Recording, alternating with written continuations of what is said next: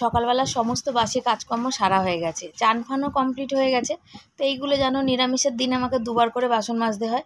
একবার তো মেজে নিই, পরে থেকে আর একবার মাজি, কেন সকালে জলের ব্যাপার থাকে, ভাগাভাগির জল থাকে। তো ভাগাভাগির জলে যতটা জল আমি পাই তার মধ্যে যতটা কাজ হয়, তা বাকি জলটা যখন যদি বেশি পড়ে তারপরে সেই জলটা দিয়ে বাকি কাজগুলো সারি। আর নাহলে জলটা মানে কি বলো তো, গামলার জল থেকে কাজটা সারি, তারপর ছেলে নাহলে বেলায় চান করে। তো এই কাজকর্মগুলো সেরে দিয়ে ভাবছি বাপের বাড়ি যাব, মায়ের কাছে দেখবো মা কী করছে। তা কালকের বিকালবেলা যাইনি, কেন দোল ছিল সেই কারণে যাইনি। তো ঝটপট করে এগুলো মাজছি, কুকারটা মাজছি। আজকে ডাল করব। ডাল তো বরের একদম পছন্দ না, দু চক্ষের বিষ, কিন্তু আমার বেশ ভালো লাগে ডাল ভাত খেতে, খারাপ লাগে না, গরম গরম ডাল ভাত হবে। তো বর একদম ডাল পছন্দ করেন, একটু বড়া ভেজে দিলে বেশি খুশি হয়। এই গামলাটায় ওইখানে যে জল রাখি এক্সট্রা জল ভরে গামলার মধ্যে, এই যে 2-3 দিন বৃষ্টি হলো না, বৃষ্টির জল আমাদের বাথরুমে যে মানে কি আমাদের বাথরুমের উপরে তো টিন লাগানো, সেই টিনের যে জল এক না লাগাতার এই গামলার মধ্যে পড়ে। তো আজকে দেখছি এখনও জল পড়ছে, তাই বলে জলটা ফেলে দিই, ফেলে দিয়ে এই গামলাটা জল ভরে রাখি, কি জানি কবে কোন দিন কোন সময় কাজে লাগে সেই কারণে। তো গামলাটা ভাবলাম সেই সুযোগে একবার মেজেও নিই। এই গামলাটা এখন মাজলাম, আর সকালবেলা ওই গামলাটা মেজেছিলাম। প্রচণ্ড জলে বালি পড়েছিল, সেই বালিটা জলটা উপর থেকে তুলে নিচের জলটা ফেলে দিয়ে ওই গামলাটাও মেজে নিয়েছি। আর গামলাগুলো পরিষ্কার না থাকলে না নিজেরও মুখে চোখে জল দেবো তো কেমন লাগে। আর এই দেখো মা, আমি যাব বাপের বাড়ি, তো দেখছি মাও টুকটুক করে আমাদের বাড়িতে চলে এসছে। তো মাকে এখন নিয়ে যাচ্ছি, সাথে করে নিয়ে মাকে ছাড়তে যাব। তো মা বললো মনে আমি তাহলে একটু বাজার করবো। তাই বললাম তুমি তাহলে এক জায়গায় বসো, কী নেবে বলো, আমি তোমাকে করে দিচ্ছি। সবজি কিনে মাকে বসিয়ে রেখে আর মায়ের জন্য একটু ফল কিনতে চলে গেছি রাস্তার উপরে। সকাল সবাই কেমন আছো? আশা করি ভালো আছো, সুস্থ আছো। আমি শিবানী, আমার পরিবারের সবাইকে স্বাগত জানিয়ে ব্লগটা শুরু করছি। বেরিয়েছি, মা এসেছিলো আমাদের বাড়ি হাঁটতে হাঁটতে আস্তে আস্তে কিছু জিনিস নিতে, সবজি টবজি ফল নেই ঘরে সেই কারণে। আর মাকে নিয়ে বেরিয়ে আমি যাচ্ছি, মাকে ওখানে বসিয়ে রেখেছি আর সবজি আর ফলটা আমি কিনতে লাগলাম। তো কিনে নিয়ে এখন বাড়ির দিকে যাব, দিয়ে মার বাড়িতে যাব, মাকে ধরে ধরে আবার দিয়ে আসবো, দিয়ে কি খাবে টাবে ওগুলো করে টোরে দিয়ে আবার বাড়িতে আসবো। ছেলে যাবে পড়তে, আর বাড়িতে নেই এখন, এখনও ভিডিওর কাজকর্ম সব বাকি আছে, সেগুলো করবো, করে তারপর তো চলো সাথে থাকো। ফলটা মানে সব কিছু কিনে নিয়ে চলে যাচ্ছি বাড়ির পথে। আর এই যে মা এখানে মুদিখানা দোকানে দাঁড়িয়েছে, একটু দুধ নেবো, দুধ আর আটা নিয়ে যাবো, মা তো রুটি খাবে সেই জন্য। আর দেখো আমরা চলে এসেছি, আর মা ওই পিছনে আসছে, আর ছেলেটা দৌড়ে গেছে মাকে দেখে। আর এই দেখো কী কী এনেছি, বিকালে দিদি আসবে তো একটু চাউমিন নিয়ে আসলাম, মায়ের একটু সবজি নিয়ে আসলাম, দুধ আনলাম আর একটু ফল নিয়ে আসলাম। এগুলো সব কিছু নিয়ে এখন চলে এসেছি বাড়িতে। তোর মাদের টিভি চালিয়ে দিয়েছে, তুই টিভি দেখছিস না? আর দুধে একটু জল দেবো তো, রাতে খাবে কি করে তাহলে? ও আবার রাতে খাবে, তোমার বড় জামাই আসলে দুধ কি চা দেবে না? খাবি দুধ খাবি? আরে হাত দেয় না, দুধ খাবি? হাকর হকর হকর হকর হকর খা, দেখ ভালো মিত্তি তুলবো। বাবা তো চোখে তো ঠিকই ঠাই আছে রে, ঠিক চোখে দেখতে পাস তো? হ্যাঁ ঠিক দেখতে পাবো তুমি, ফুচু ফুচু শোনা না ঠাম্মা, আমি তো দেবো না, আমি খাবো, ঠাম্মা খাবে না। জিজ্ঞাসা কর তোদের বাড়ি থেকে তাহলে তুই মাংস নিয়ে এসে দিলি না, তাহলে কেন আমি তোমাকে ডিম দেবো? তোমাদের বাড়ি থেকে মাংস দিলে তুমি? কালকে দিয়েছো তো কি হয়েছে, আজকে দেবে না? তাহলে আমিও তো কালকে তোমাকে ডিম দিয়েছি, আজকে তাহলে দেবো না? দুধ ফুটে গেছে, একদিকে দুধ বসিয়েছি মায়ের, আর একদিকে বসিয়েছি ডিম সিদ্ধ। তা ডিম সিদ্ধটা দেখো হচ্ছে, অল্প অল্প করে আছে হচ্ছে, আর দুধটা ফুটে গেছে। দুধটা নিয়ে ঘরে নিয়ে যাই, বাচ্চাগুলো আছে একটু সাবধানেই নিয়ে যেতে হবে। তবে ওরা ঘরে গেছে, ওই ফাঁকে আমি দুধটা ঘরে নিয়ে যাচ্ছি। ভালো করে ফুটিয়ে নিয়েছি, এখন মা খাবে দুধ আর কর্নফ্লেক্স খাবে সকালবেলা। দেখো হঠাৎ করে তো সুগারও হয়েছে, আগে যেগুলো খেত সেগুলো তো খেতে পারবে না, তাই না? তা হঠাৎ করে সুগার যখন ধরা পড়েছে তখন তো সেগুলো মানতেই হবে, নাহলে তো আবার ওগুলো বেড়ে যাবে সুগার আর প্রেশার। তো এই জন্য ডিমটা রোজ খায় না, তবে মাঝে সাঝে ডিমটা খায়। আর হচ্ছে যেহেতু সুগার আছে সব কিছু খেতে পারবে না, সেই জন্য কী খাবে, তো ওই জন্য কর্নফ্লেক্স এনে দিয়েছি, দুধ দিয়ে কর্নফ্লেক্স দিয়ে খাবে। আর চিনি খাওয়ার ব্যাপারটা থাকে, তারপরে সব কিছু খাওয়ার ব্যাপার থাকে, সেগুলো তো সবই বন্ধ হয়েছে সুগার হয়ে আর প্রেশার হয়ে। তো ওই দেখো বলছে মনে আমাকে একটু বাতাসা দে, আমি চিনি খেতে পারবো না, এর মধ্যে একটু বাতাসা দে। আর আমি বলছি যে না তুমি শুধু খাও। তো মা বলছে যে না শুধু খেতে পারবো না, আমার বমি চলে আসে, এমনি মুখে কোনো স্বাদ নেই। তো ওই যে সুগার হলে, শরীর খারাপ হলে যে কত কিছু যে খাওয়া, অন্য সব রোগ জ্বর পায়খানা বমি একরকম, কিন্তু এইসব সুগার টুগার হলে না ভীষণ অসুবিধা। আমাদের মতো ঘরে তো আরও অসুবিধা, কেন বলো? যে সব কিছু খাবার বাছ বিচার করে তারপরে খেতে হবে, তাই না? তো কী আর করা যাবে, রোগ হলে তো তার শরীরকে তো মানে ঠিকঠাক রাখার জন্য সব মানতেই হবে, তাই তো? এখন আছে দুটো, একটা সুগার একটা প্রেশারের ওষুধ খাওয়া, তাই তো? কটা ওষুধ আছে দেখে নি। এক দু, আজকে কালকে পরশু, মানে কাল কি বার? কালকে রে বুধবার, বৃহস্পতিবার, বৃহস্পতিবার শেষ হবে, তার মানে শুক্রবার, শুক্রবার কালকে, হ্যাঁ বৃহস্পতিবার দিনই যাবো। আর শুক্রবার আমি রেল বাজাচ্ছে, আমার বাজার নেই, ঠিক আছে? মায়ের দিয়ে দিচ্ছি এখন ওষুধ, ওষুধ বাকি। দেখো আস্তে আস্তে, কোনো দিন তো ওষুধ ফষুধ তেমন খাইনি, বাবাই যা খেত, হয়তো আস্তে আস্তে খেতে খেতেই শিখে যাবে কোনটা কখন খেতে হবে। বা এই রোগটা হয়েছে মানে 12 মাসই ওষুধ চলবে, 12 মাসই ওষুধ খেতে হবে, তখন দেখবে খেতে খেতে অভ্যাস লেগে যাবে। আর হঠাৎ করে হসপিটাল থেকে ছাড়া পেয়ে এসছে, তবে আমার মা অনেকবার হসপিটালে ভর্তি আছে, ওনার মানে হসপিটালে থাকার মানে অভিজ্ঞতা আছে, বহুবার ভর্তি হয়েছে হসপিটালে, অনেক রকম অপারেশন আছে তো শরীরে, সেই জন্যে। আর এই দেখো আমি বোতল আর মগে জল ভরে রেখে দিয়ে যাব হাতের কাছে। দেখো নামতে উঠতে বয়স হয়েছে, বয়সের সঙ্গে সব কিছু, উঠতে বসতে নামতে আমাদের যেমন কষ্ট হয় ওনারও তো তেমন হয়, সেই কারণে হাতের কাছে গুছিয়ে রেখে দিয়ে গেলে। আর দেখছি জল কতটা আছে, নাহলে বিকালবেলা বরকে বলবো তুমি জল একটু এনে মাকে দাও। তো জল যা আছে আজকে মোটামুটি হবে, আজকে বিকালে আর আসবো না। সকালে আবার কি করেছি বলো, ডিম সেদ্ধটা ছাড়াতে নিয়েছি, দেখছি কি একটু নরম তলতল করছে, মা বললো ও আমি খেতে পারবো না, ওই জন্য আর একবার গ্যাসে বসিয়েছি, আর যেখানে ছাড়িয়েছিলাম সেই জায়গা থেকে খানিকটা বেরিয়ে গেছে, দেখতে পাচ্ছ? আমার বাবা হলে কিন্তু খেয়ে নিত। একবার ডিমটা বসিয়েছি, ডিমটা হয়েছে নরম, আবার গিয়ে একটু ছাড়াতে নিলাম, ছাড়িয়ে নিয়ে আবার বসালাম, এ দেখো বেরিয়ে পড়েছে ডিম। কুসুমের জায়গাটা নরম, আমার বাবা হলে নরম খেয়ে নিত, কিন্তু আমার মা নরম খায় না। ঠিক আছে, সাইড হও, অনেক ক্যামেরা চলছে। তুই বদমাশি করছিলি এতক্ষণ, আর ডিম খাবি? আমি বললাম আমাকে তোকে আগে মাংস নিয়ে আসো, তাহলে, না হলে আমি দেবো না, মাংস না দিলে আমি দেবই না। সোনার বাড়িতে কি রান্না আছে আজকে? ডাল। ডাল আর কি? ডাল, শুধু ডাল? শুধু ডাল দিয়ে ভাত খাবি কি করে?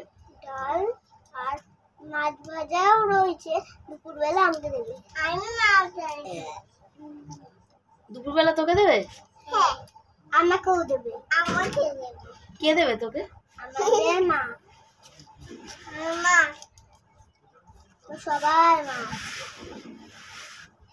সবার একটা করে বাবা থাকে, কিন্তু মা, বাবা একটা একটা থাকে, আর মা কটা থাকে? একটা। তুই যে বললি, কি বললি তাহলে তুই? টাকাও। বললি বাবা তো সবার একটা একটা, মা তো একটা একটা, এটাই তো বললি? হ্যাঁ, তাহলে আমরাও বাচ্চারা একটা করে থাকি। বাচ্চারাও একটা একটা। বাচ্চা একটা একটা কেন? দুটো বাচ্চা হয় না? আমাদের বাড়িতে গিয়ে দেখি পাশের বাড়িতে দুটো বাচ্চা, জানিস? চ ঠাম্মাকে। আর দেবে না, দেবে না, কাউকে দেবে না, আমরা কাউকে দিই না, আমরা দিয়ে খাই না। না, আমাদের দেয় ঠাম্মা। না, ঠাম্মা দেবে না। দিল না, দেবে না, আমি নিয়ে নেবো তো এক্ষুনি।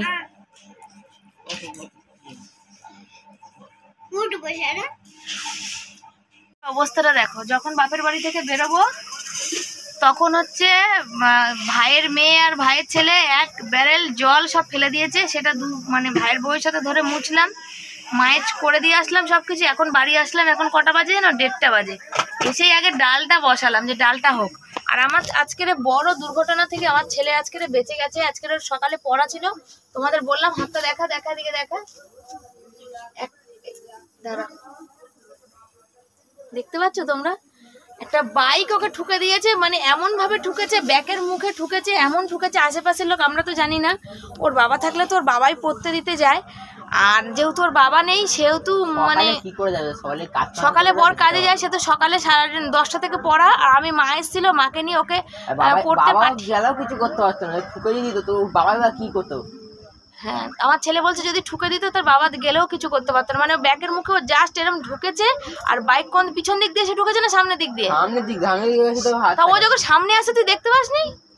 আরে আমি কিভাবে মানে আমার ছেলে যাচ্ছিল তো সামনে থেকে, তো সামনে থেকে মানে ও আসছিল ওইভাবে, আসতে গিয়ে ওকে ফট করে ঠুকে দেবে, ও বুঝতে পারেনি। আমার ছেলে বলছে মা মনে হয় নেশা করেছিল, আর হচ্ছে মানে আমি দাঁড়িয়ে আছি আর ও বাইকওয়ালা ছিটকে পড়ে মাটিতে গড়াগড়ি খাচ্ছে, লোক মানে উঠে এসেছে ওকে মারার জন্য এই লোকটাকে। কিন্তু আমার ছেলে যেহেতু একটু আমাদের মতনই বলছে, আমি বললাম যে না কাকু ছেড়ে দাও, মারতে হবে না, আজকে হোলির দিনে মারতে হবে না। মানে কতটা নেশাগ্রস্ত ভাবে গাড়ি চালায়। আমাদের এইখানে এত অ্যাক্সিডেন্ট হলো, যার জন্য দুটো করে বাম্পার, একই জায়গায় দুটো করে বাম্পার লাগালো, তাও মানুষের শিক্ষা নেই। এত অ্যাক্সিডেন্ট হচ্ছে তাও মানুষ কিছু বোঝে না। বাইক হাতে পেলে নিজেকে রাজা ভাবে না রাস্তাটা নিজের বাবার ভাবে, বুঝতে পারা যায় না। বাইক বলে কি, বাইক গাড়িও আছে সঙ্গে, সেটা বলো। গাড়ি তবুও, বাইকে এত অ্যাক্সিডেন্ট হচ্ছে, কিন্তু এদের একটু শিক্ষা নেই জানো তো। মানে বাইকটা মানে হাতে পেলে মানে রাস্তা নিজের বাবার, আর নাহলে গাড়ি নিজের বাবার, আর পুরো দুনিয়াটা ওদের হাতের মুঠোয়।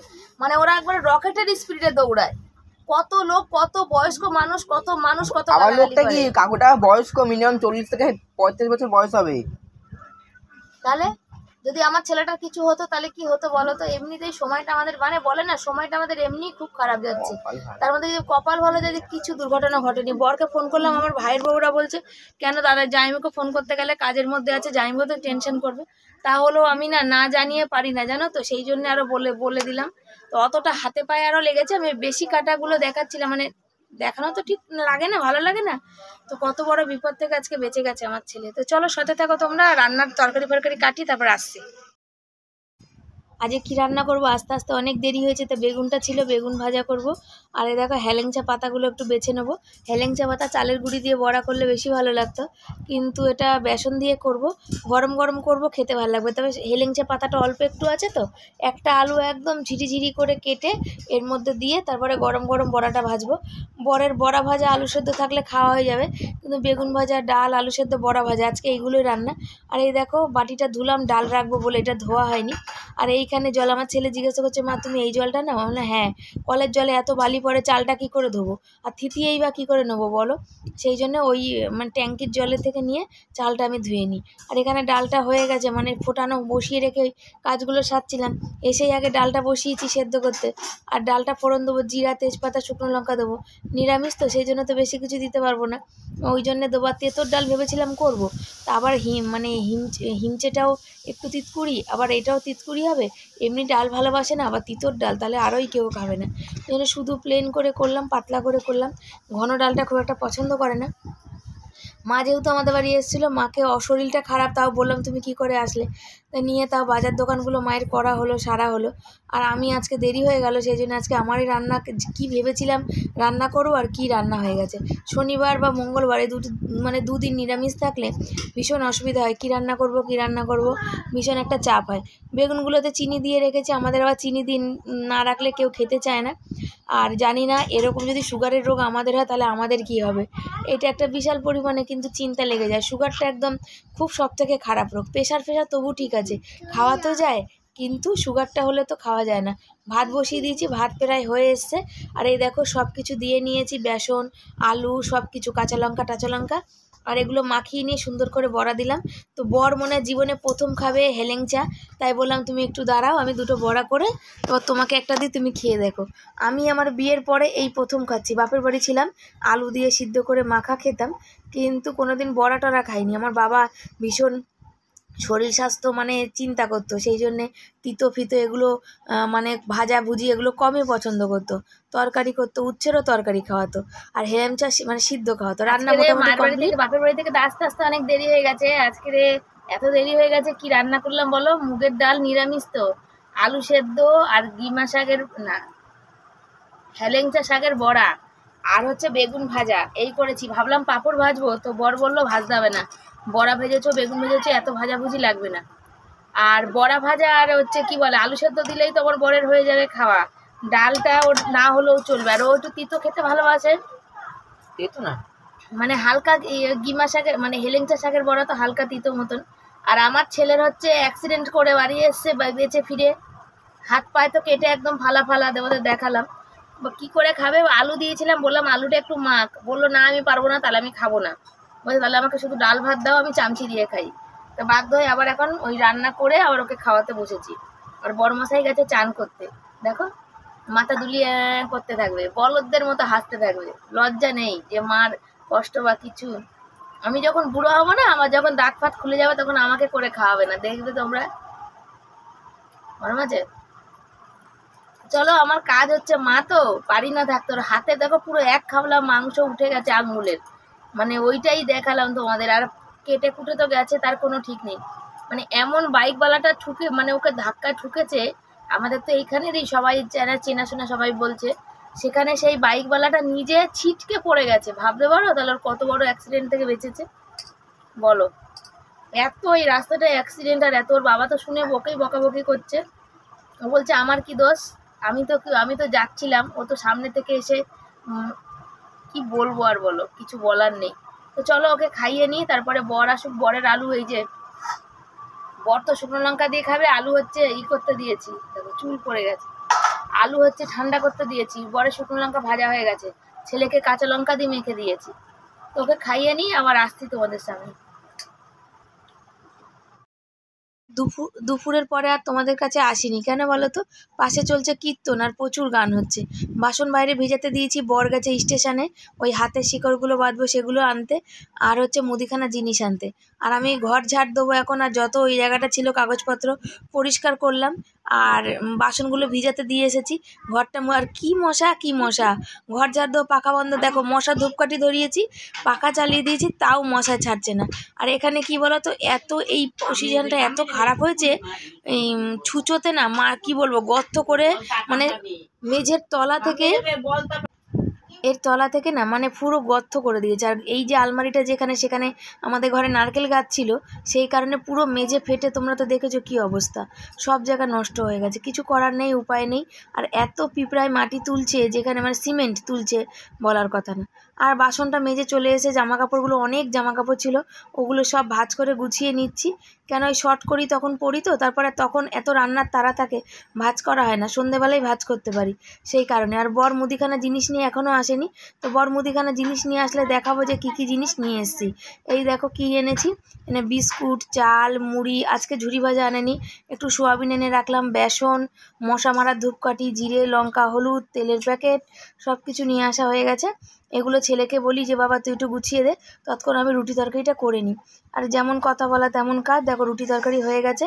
আর বরকে বলছি, হাঁটুতে এত যন্ত্রণা যে বলার কথা না, হাঁটু গেড়ে বসতে পারি না। তরকারিটাও গরম, তবে আমার বর গরম খাবারটা একটু বেশি পছন্দ করে, আর আমি অতটা, আমার কোনো ব্যাপার না, আমি সব খাই। তো বন্ধুরা, ভিডিওটা এখানে শেষ করছি, সামনে বলা যাবে না কেন কীর্তন প্রচুর আওয়াজ হচ্ছে। তোমাদের ভালো লাগলে পাশে থেকে সাপোর্ট করো। আর আমার বরের একটু গরম বেশি লাগে, আমার বরেরও প্রেশারটা দেখাতে হবে, কেন প্রচুর ওর গরম লাগে সেই জন্যে। তো তোমরা সবাই ভালো থেকো, সুস্থ থেকো। আজকের মতো বিদায় জানাচ্ছি, পরের দিন আসবো নতুন একটা ভিডিও নিয়ে, সবাই সাপোর্ট করো।